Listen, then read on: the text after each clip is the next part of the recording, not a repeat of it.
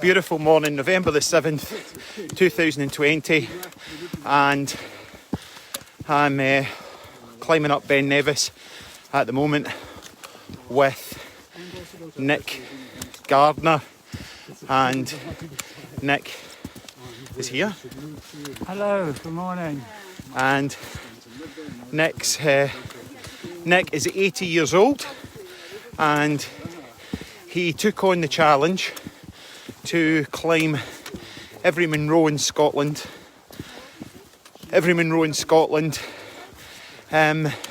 3 years for osteoporosis and Alzheimer's. So, Nick, Hello. what made you decide to walk all the Munros? I've been a climber all my life, and when my wife was diagnosed with Alzheimer's, I was obviously very upset and finding it difficult to cope with. You were finding it difficult to cope with the loss? With that. So I had to find a focus, and I thought, right, by climbing, let's do something that probably nobody else has done. No other 80-year-old has climbed 282 Munros in 3 years. So I'm after doing all the Munros as an 80-year-old. And it's giving me this focus so that I can... And are you finding the focus is helping you take your mind off things? It is. It really is. Oh. So my lifestyle is a bit different from what it was while she's in hospital. So how were you affected by the Alzheimer's when your wife was still alive? I just didn't know what to do. Yep. It's just this awful feeling. Awful feeling? Of I don't know what to do. Yep. So helpless? No, helpless. Yep. Completely helpless. So I couldn't comfort her, couldn't do anything. And so I've had to refocus. Reframe your reality to take your mind off the pain that you were feeling. That's right.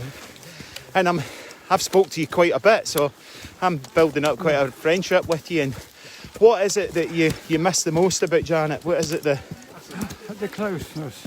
You miss the closeness of another person. So life feels very lonely now. Yes. And when it happens during lockdown, it's even worse. Of course. So, but I have found a way of dealing with it. And this is it? Yeah, this is it. So, your page is NMC 1200. That's right, Nick's Munro Challenge. Nick's Munro's Challenge.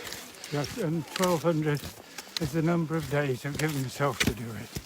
Okay. But the way I'm feeling, I think I'll be doing it in a bit less. You're going to be doing it in a bit less? Well, I'm sure you will. You're inspiring so many people. And right, so we'll talk again at the summit once we're up there. Yeah. So that was Nick. Nick's doing, you heard what he was saying there, that's an 80-year-old guy.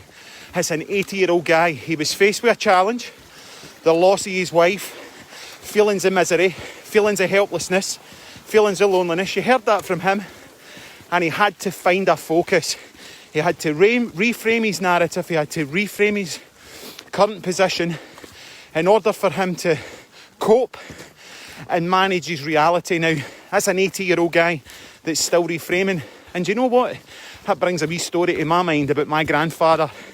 Just months before he was due to have to reset his test, if you like, his driving test in his 80s, he went out and bought a push bike.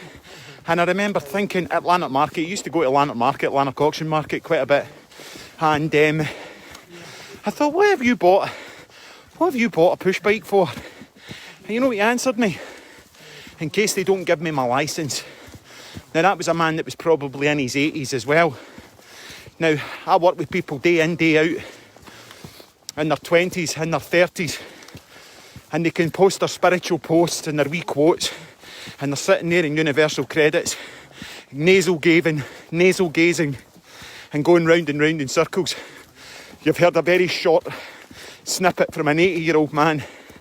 And if that can't inspire us to do something different about our current narrative and change our perspective, I really don't know what does. So we're bobbling up. We're bobbling up the side of Ben Nevis this morning, and wishing you a blessed Saturday. I don't even know what day it is. I left the house at 4:30 this morning. So I'm going to bring Nick on when we're not walking and talking, because I think that was slightly challenging for him. It was for me. And leather